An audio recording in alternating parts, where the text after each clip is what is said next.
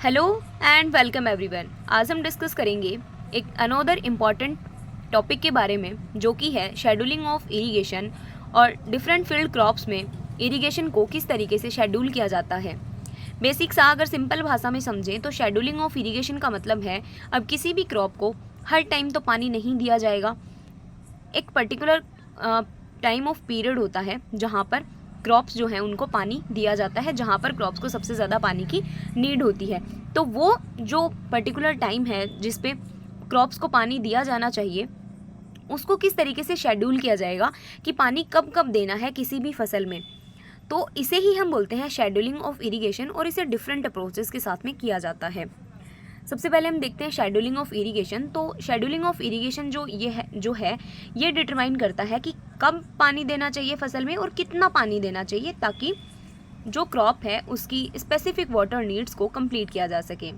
और अगर हम इसके मेन ऑब्जेक्टिव के बारे में डिस्कस करें तो इसका मेन ऑब्जेक्टिव है कि वाटर यूज़ एफिशिएंसी को ऑप्टिमाइज़ करना, नेचुरल रिसोर्सेज को कंजर्व करके रखना और क्रॉप यील्ड को मैक्सिमम करना।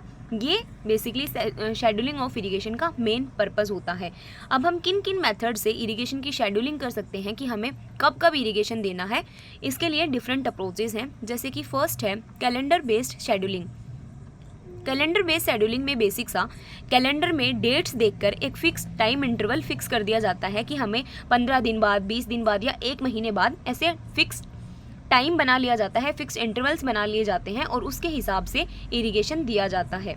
ये बहुत ही सिंपलेस्ट मेथड है, लेकिन बहुत एफिशिएंट मेथड नहीं है, क्योंकि ना तो इसमें रियल टाइम फैक्टर्स इन्वॉल्व होते हैं, ना ही क्रॉप की कोई फिक्स्ड ग्रोथ स्टेज जो है वो मेंशन होती है।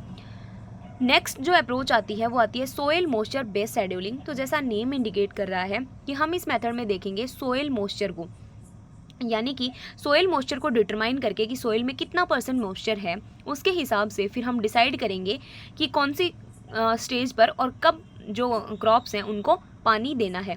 ये हमारे पानी के होने वाले वेस्टेज को कम करता है इस मेथड से। और सोइल मॉइस्चर बेस्ड शेड्यूलिंग के आधार पर हम पानी तभी देते हैं जब क्रॉप को नीड होती है, तो इससे वाटर वेस्ट होने से बचाया जा सकता है। नेक्स्ट मेथड आता है क्रॉप कोफिशिएंट अप्रोच, यानी कि क्रॉप की ग्रोथ स्टेज को आइडेंटिफाई करके और लोकल क्लाइमेट कंडीशंस को आइडेंटिफाई करके उसके बाद इरिगेशन की रिक्वायरमेंट्स को कंप्लीट किया जाता है, जिसमें कि क्रॉप स्पेसिफिक जो कोफिशिएंट्स हैं उनको यूज़ किया जाता है इरिगेशन की नीड्स को जांचने के लिए। नेक्स्ट आता है वेदर बेस्ड शेड्यूलिंग। जैसा नेम इंडिकेट कर रहा है कि हम वेदर से रिलेटेड डेटा, जैसे इवेपो ट्रांसपिरेशन रेट कितनी है, क्योंकि आप सभी को पता है जितनी ज़्यादा इवेपो ट्रांसपिरेशन रेट होगी क्रॉप को उतनी ही ज़्यादा पानी की आवश्यकता होगी, जितना ज़्यादा टेम्परेचर होगा उतनी ही ज़्यादा पानी की आवश्यकता होगी। तो इवेपो ट्रांसपिरेशन रेट कितनी है, टेम्परेचर कितना है, ह्यूमिडिटी कितना % है, ये सारी चीज़ें जो हैं ये वेदर बेस्ड शेड्यूलिंग के अंदर आती हैं। इन सब के आधार पर हम डिटरमाइन कर सकते हैं कि कौन सी कंडीशन पे क्रॉप को पर्टिकुलर पानी दिया जाना चाहिए। और वेदर बेस्ड शेड्यूलिंग को हम एक डायनेमिक इरिगेशन शेड्यूल के अंदर कंसिडर करते हैं। नेक्स्ट मेथड आता है pan evaporation method. Pan evaporation method जो है वो बेसिकली इवेपोरेशन रेट को मेज़र करने के लिए यूज़ किया जाता है, जिसको कि क्रॉप वाटर पोटेंशियल को डिटरमाइन करने के लिए यूज़ किया जाता है। उसके बाद इरिगेशन की शेड्यूलिंग की जाती है और ये बेसिकली लोकल कंडीशंस के लिए ठीक रहता है। नेक्स्ट आता है टेंशियोमीटर बेस्ड शेड्यूलिंग। तो जैसा नेम वापस इंडिकेट कर रहा है कि टेंशियोमीटर जो कि सोइल वाटर टेंशन को मेज़र करता है, तो सोइल वाटर टेंशन को मेज़र करके हम पता लगा सकते हैं कि सोइल में कितना स्ट्रेस अवेलेबल है। तो ये कुछ टाइप्स की सोइल्स के लिए बेसिकली यूज़फुल है। नेक्स्ट आता है crop water stress index. Crop water stress index है कि जब पानी की कमी होगी तब क्रॉप जो है वो वाटर स्ट्रेस कंडीशंस शो करने लग जाती हैं। तो हम इंफ्रारेड थर्मोमीटर्स की हेल्प से वेदर डेटा और क्रॉप स्ट्रेस को आइडेंटिफाई कर सकते हैं और ये हमें ऑप्टिमल इरिगेशन टाइमिंग को डिटरमाइन करने में हेल्प करता है। और क्रॉप वाटर स्ट्रेस इंडेक्स को बेसिकली हाई वैल्यू क्रॉप्स के लिए यूज़ किया जाता है और इसे शॉर्ट में CWSI के नाम से जाना जाता है। नेक्स्ट मेथड आता है remote sensing and satellite technology. तो रिमोट सेंसिंग का मतलब होता है बिना किसी चीज़ को छुए उसके बारे में आइडेंटिफिकेशन करना, उसको आइडेंटिफाई करना, यानी कि दूर से, without in contact to a think. तो इसमें सैटेलाइट को यूज़ किया जाता है किसी भी क्रॉप की कंडीशंस को मॉनिटर करने के लिए, और इसमें बहुत प्रिसाइजली हमें पता लगता है कि कहाँ पर पर्टिकुलर पूरे फील्ड में भी, पूरी क्रॉप में भी किस पर्टिकुलर जगह पर सबसे ज़्यादा पानी की रिक्वायरमेंट है। तो प्रिसाइज इरिगेशन हम इस मेथड के थ्रू कर सकते हैं। नेक्स्ट आता है ड्रिप और माइक्रो इरिगेशन सिस्टम।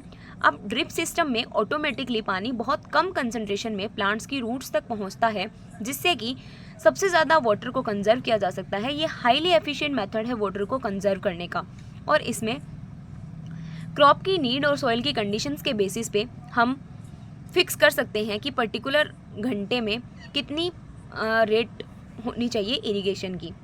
नेक्स्ट आता है डिसीजन सपोर्ट सिस्टम। बहुत सारे डेटा सोर्सेज और मॉडल्स को यूज़ करके डिसीजन सपोर्ट सिस्टम के माध्यम से इरिगेशन शेड्यूलिंग की जा सकती है, जो कि रियल टाइम इंफॉर्मेशन प्रोवाइड कराती है फार्मर्स को। नेक्स्ट आता है एक्सपर्ट नॉलेज।